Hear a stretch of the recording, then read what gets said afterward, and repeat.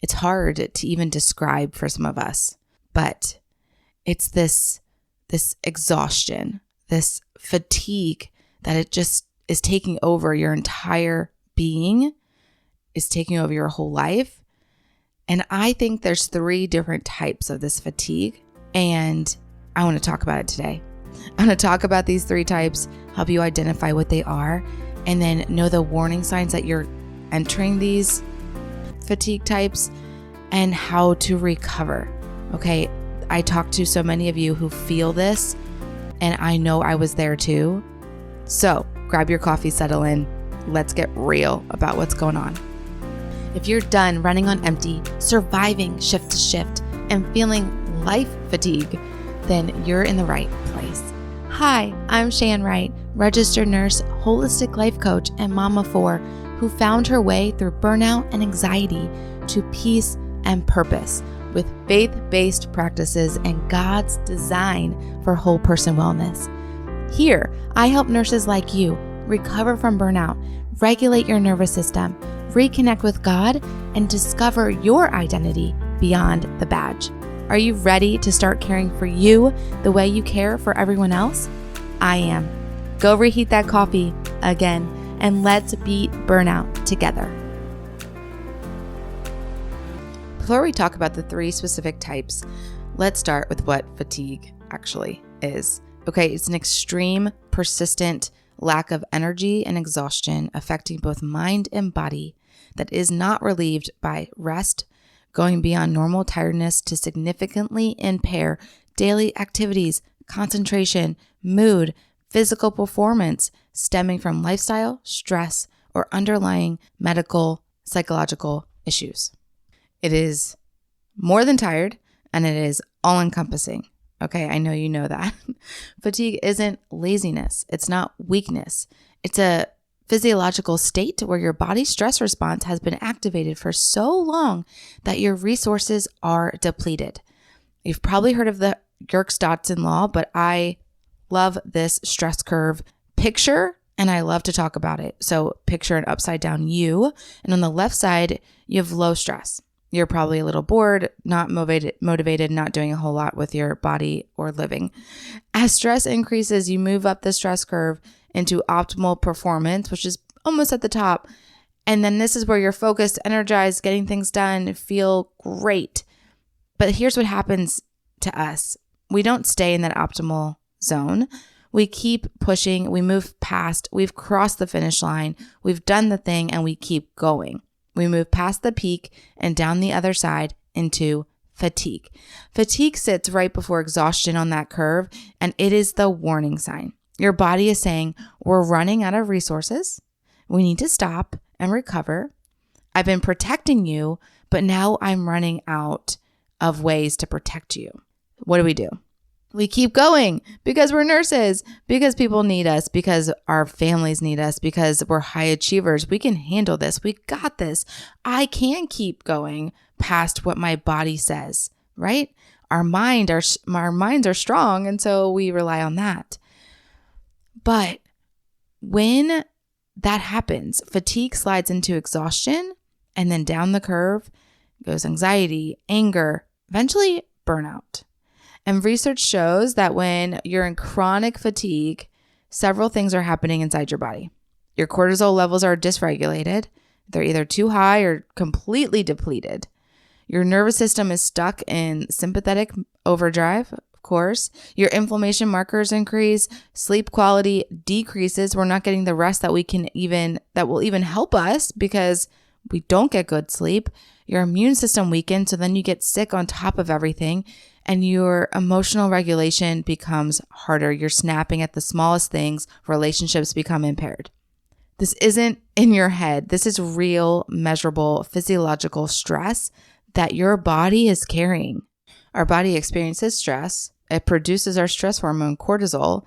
Our stress response is there to protect us, and it does that. But when it has to do it over and over and over, then our adrenal glands, which stimulate the cortisol, when they get depleted and then they can no longer function properly. And there's a non-medical term for this, which is adrenal fatigue. Okay, our adrenals are literally exhausted. All their resources are gone. And this is actually one of the most underdiagnosed conditions in the US because 80% of Americans suffer with this.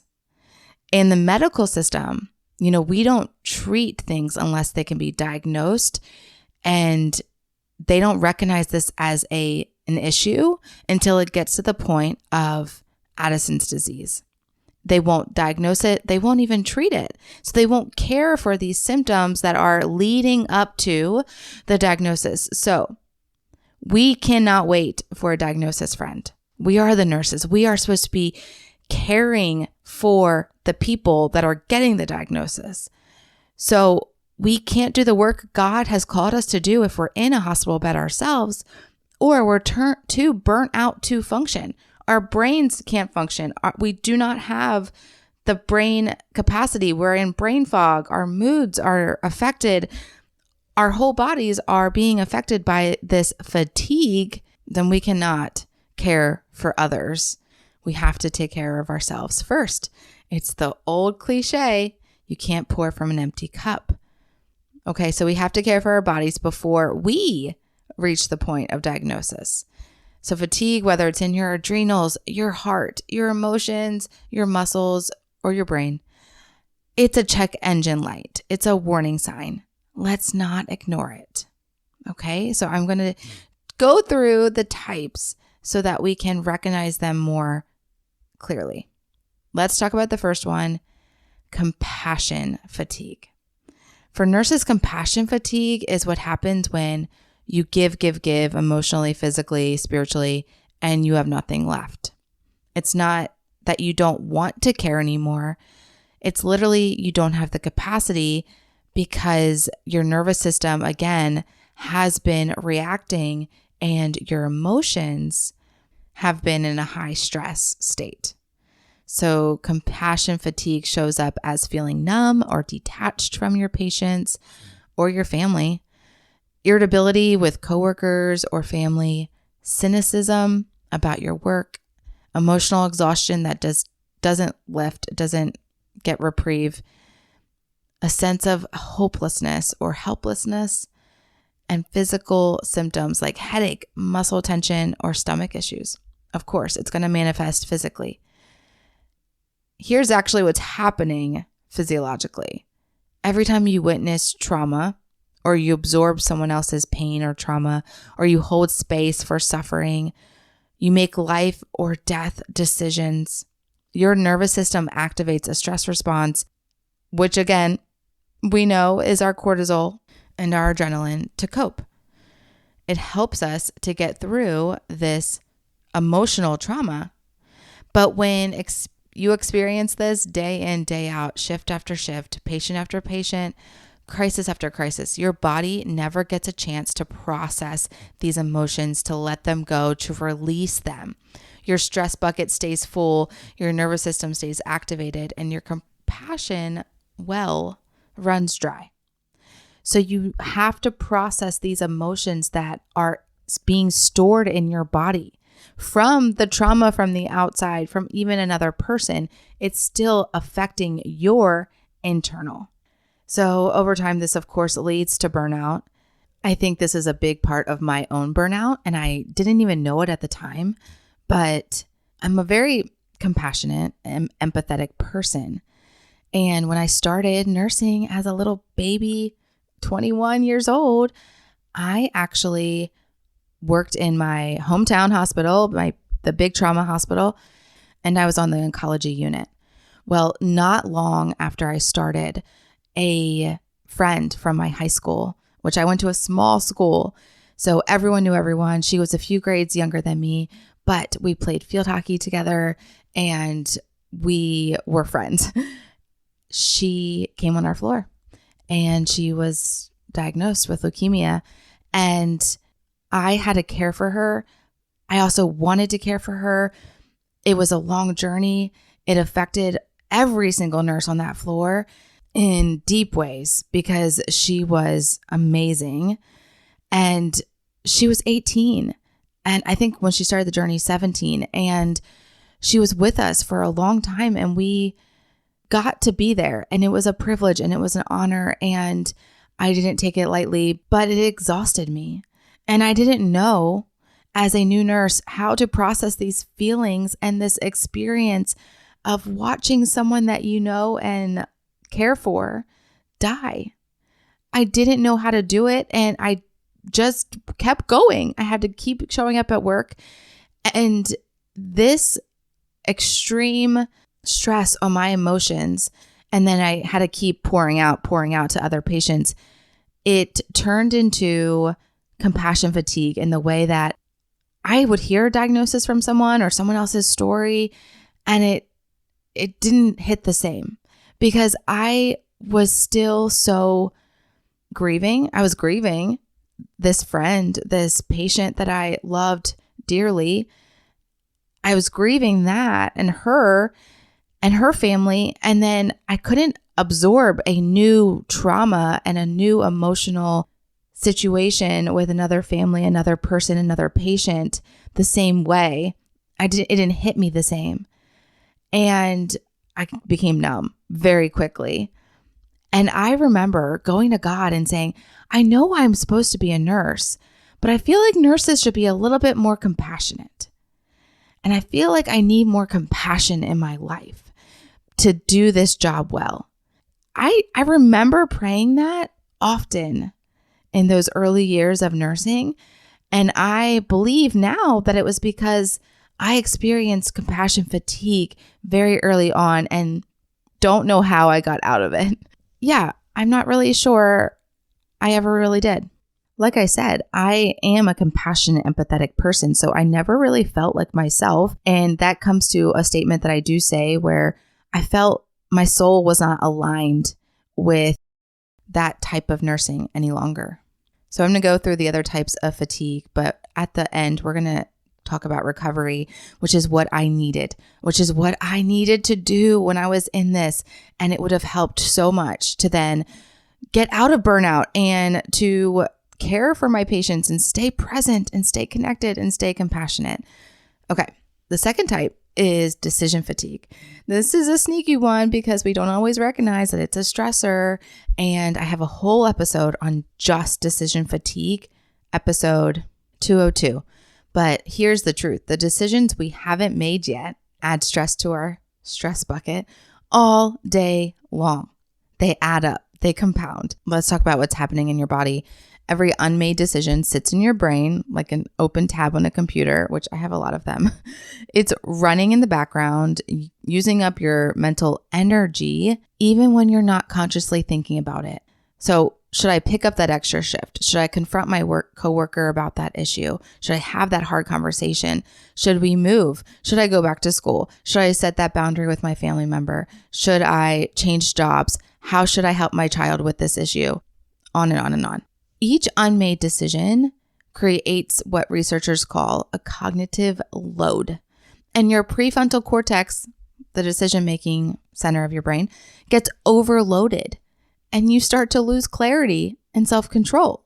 Your cognition can't work properly if it has a high load, if it's overflowing. And it doesn't stop there.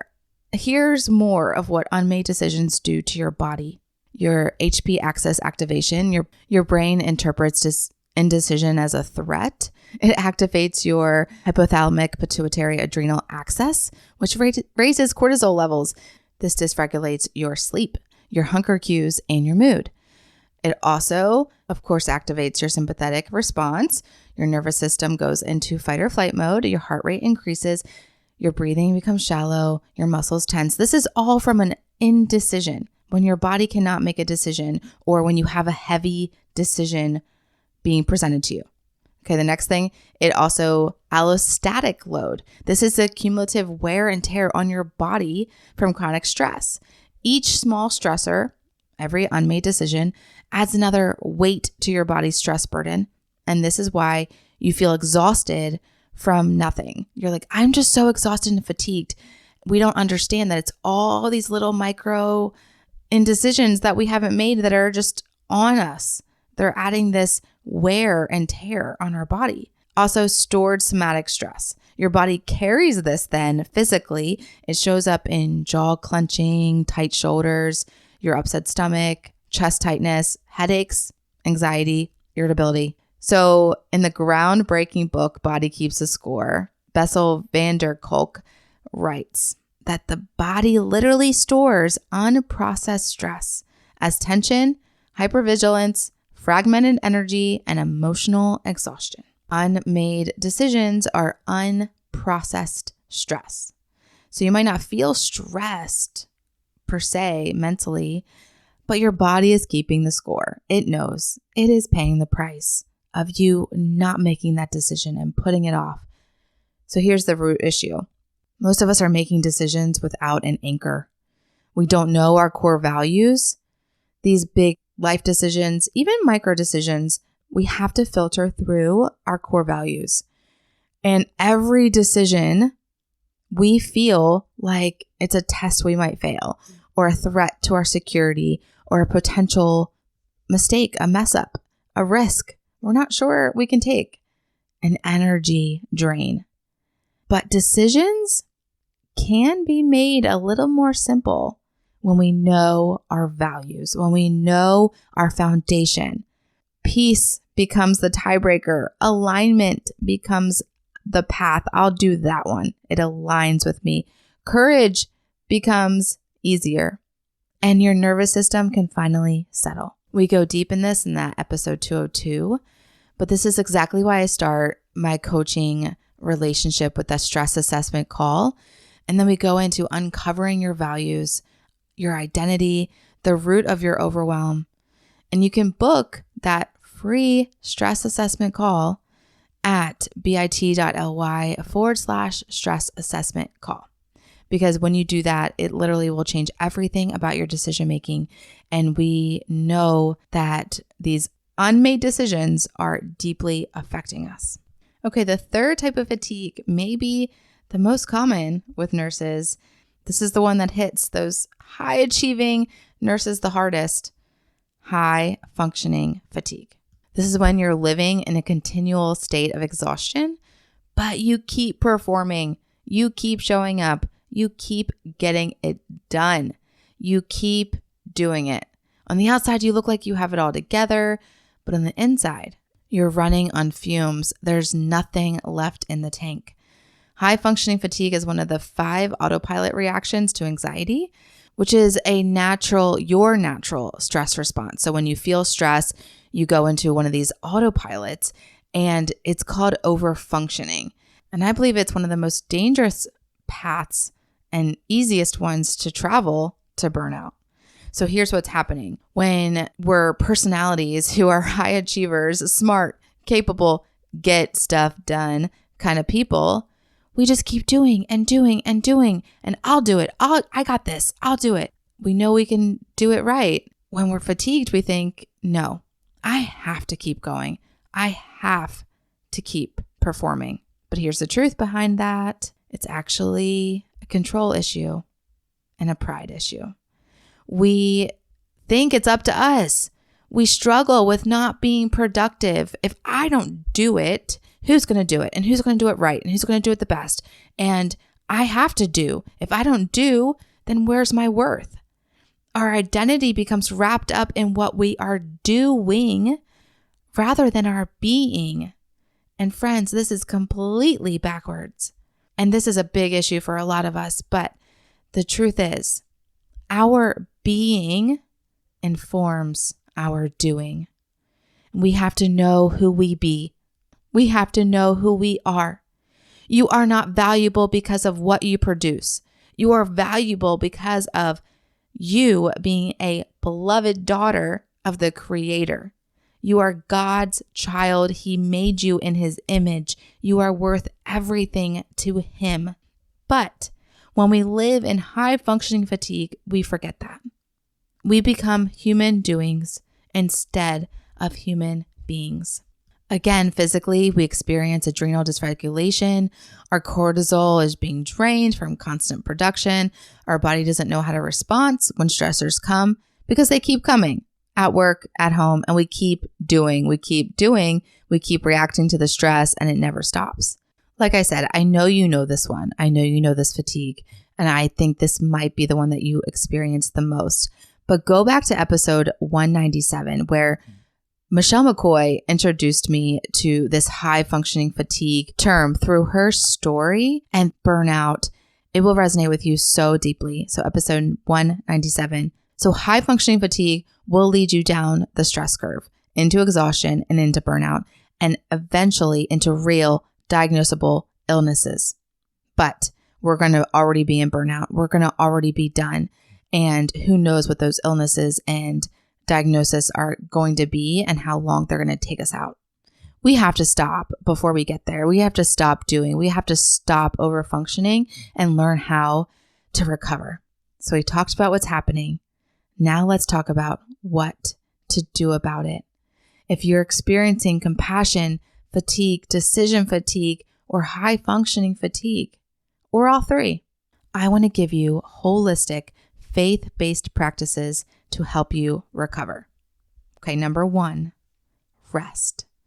Rest is your birthright, not your productivity.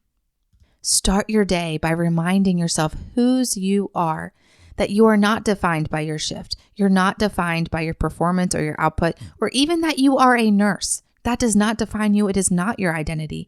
You are God's beloved child. Matthew 11:28 says, "Come to me, all who are weary and burdened, and I will give you rest." Rest is what you need. If you felt some resistance come up with that, then this is what you're going to say out loud, the truth. Ready? I am valuable because I am His, not because of what I do. Okay? Say that on repeat in the morning to yourself in the mirror. We have to tell our brains truth. That's how we heal. Number 2, make decisions from your core values. Sit down this week, identify your top 4 to 6 core values, and then you make decisions from that. This literally will cut your decision fatigue in half, this one practice. When you're faced with a decision, you ask, does this align with my value of, say, peace? If it does, then great, move forward in that. If it doesn't, then the answer is no. It just doesn't align with you. Now, to do this, you need a core value, looking at a bunch of core values, and then you decide which ones are your 4 to 6. It's not easy. It's not an easy process. I have a process I will go through with you to do this alongside of you. So again, book that stress assessment call and we will do that on the call. You can put that that's what you're booking it for, and we'll go through and we'll hash out what are your core values. Again, identifying these will definitely help with that decision fatigue in a huge way. Number 3, set boundaries to protect your compassion well. So you cannot pour from an empty cup. I kind of get bored of saying that, but it's so true.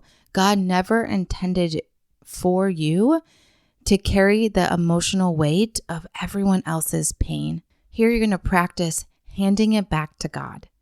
After your shift, before you leave the parking lot even, or before you pull into your driveway, you will pray, God, I release this to you. I've done what I can.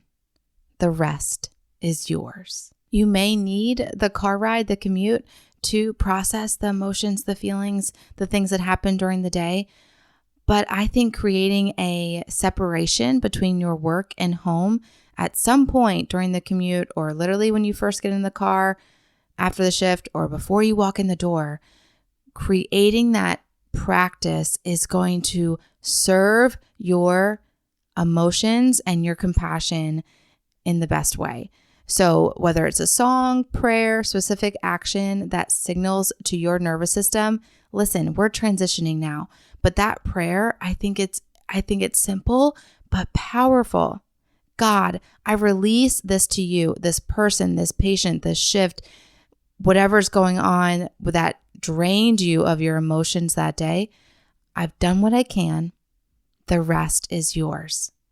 Now, help me move into this next part of my life with peace. Okay? Number 4, honor the Sabbath. Really honor it. God commanded rest for a reason. Your body, your mind, your spirit, they need a full day to reset. If you work weekends, choose another day. Protect it fiercely. No productivity, no guilt, just rest, worship, presence with God. This is an act of obedience, and it's very hard to get here. But when you fully surrender, you can rest. So it really comes down to that. We have to surrender. We have to surrender this productivity, this doing, and just rest in His love. Rest in, again, the fact that you are His child and you do not have to do to earn anything from Him. If you work 12-hour shifts, then on your off days, do not pack them full. Know that one of those days is going to be your Sabbath and a day of full rest, a full reset.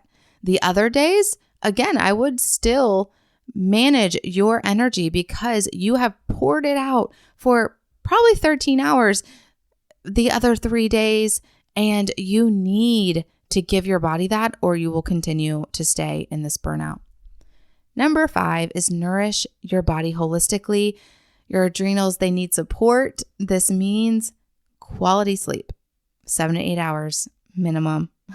Nutrition dense food, not just grabbing whatever's quick and go. Make sure it's whole foods.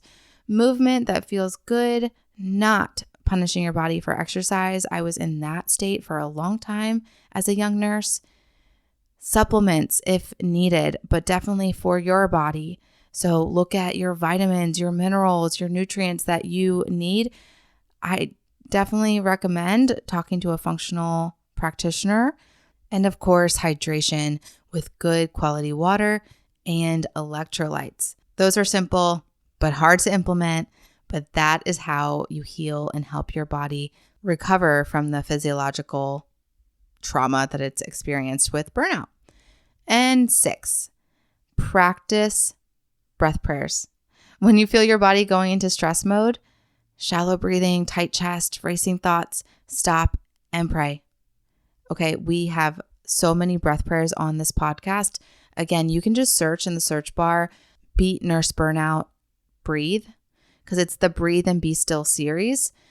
You can press play on those episodes and go to the breath part section. It's 3 minutes and do it with me. Or here's a simple one that you can take in your day, put in your back pocket when you need it. And it's inhale. So these inhales and exhales are part of the deep breath work that is so powerful physiologically. So you're going to inhale as deep as you can go and really expand your chest and say out loud. This is the prayer part that comes into play, but speaking out loud is really important. So 4 count inhale, God of peace.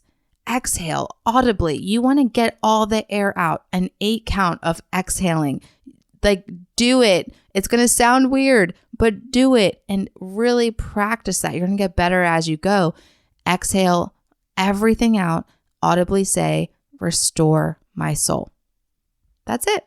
You're going to do this for 2 minutes. It will literally shift your nervous system out of fight or flight and into rest and digest, into your parasympathetic mode. It's so important and so simple. And number 7, get support. You are not meant to do this alone.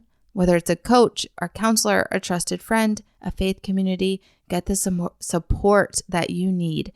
And if you're ready to get to the root of it and create sustainable, joy-filled life with energy flowing and living in your identity with freedom and fulfillment, then book your complimentary stress assessment call today. Do not wait. I am here. I'm ready to serve you. And even those complimentary sessions will give you so much fuel to know how to recover. But then we can continue working together if we're a good fit.